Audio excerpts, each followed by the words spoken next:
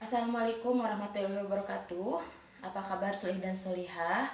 Mudah-mudahan semuanya dalam keadaan sehat walafiat. Alhamdulillahirrabbilalamin, kita bisa bertemu lagi dalam kegiatan pembelajaran IPA mengenai materi perpindahan panas. Tapi sebelumnya, mari kita bersama-sama berdoa terlebih dahulu. Berdoa mulai. Selesai. Baik, solih dan solihah, tujuan pembelajaran kali ini adalah untuk memahami perbedaan tentang perpindahan panas. Seperti yang kita ketahui pada pertemuan sebelumnya, perpindahan panas terbagi menjadi 3, yaitu perpindahan panas secara konveksi, konduksi, dan radiasi. Agar lebih jelas, mari kita lakukan praktikum untuk memahami tentang perpindahan panas. Bahan-bahan yang diperlukan untuk praktikum sangatlah sederhana. Di sini sudah tersedia beberapa bahan atau alat yang digunakan untuk praktikum mengenai perpindahan panas. Untuk perpindahan panas konveksi, kita praktikumnya membutuhkan es batu berwarna dan air dengan suhu ruang. Sedangkan untuk perpindahan secara konduksi, kita membutuhkan bahan air panas dengan sendok berbahan stainless. Dan untuk praktikum radiasi, kita membutuhkan bahan lilin dan korek api. Untuk praktik yang pertama adalah pembuktian atau praktik tentang perpindahan panas secara konveksi. Perpindahan panas secara konveksi adalah perpindahan panas yang disertai oleh zatnya. Langkahnya adalah kita masukkan es batu yang berwarna ini ke dalam air suhu ruang.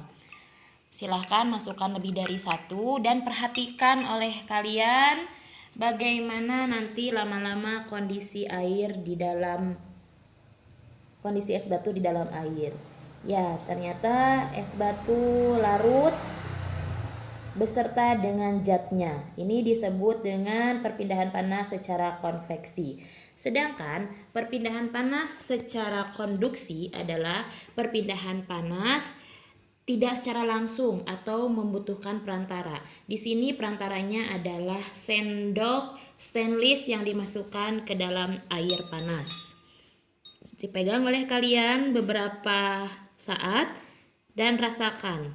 Lama-lama sendok stainless ini akan terasa panas karena panas di dalam air panas ini mengalir ke dalam sendok melalui sendok. Ini disebut dengan perpindahan panas secara konduksi. Sedangkan perpindahan panas secara radiasi adalah perpindahan panas secara langsung. Di sini lilinnya sudah ibu nyalakan menggunakan korek. Dekatkanlah tangan kalian ke lilin. Rasakan apa yang akan terasa. Ternyata apabila didekatkan terasa panas. Ini disebut dengan perpindahan panas secara radiasi atau secara langsung. Baik solih dan solihah, dari hasil praktikum tadi sudah jelas ya, dapat dipahami oleh kalian perbedaan dari perpindahan panas secara konduksi, konveksi, dan secara radiasi.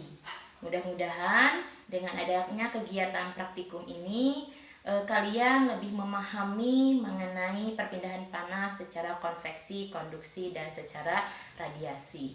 Baik, sebelum kita tutup, mari kita simpulkan dulu pembelajaran hari ini. Pembelajaran hari ini mengenai perpindahan panas. Perpindahan panas atau disebut juga dengan perpindahan kalor itu terbagi menjadi 3, yaitu perpindahan panas secara konveksi, secara konduksi, dan secara radiasi.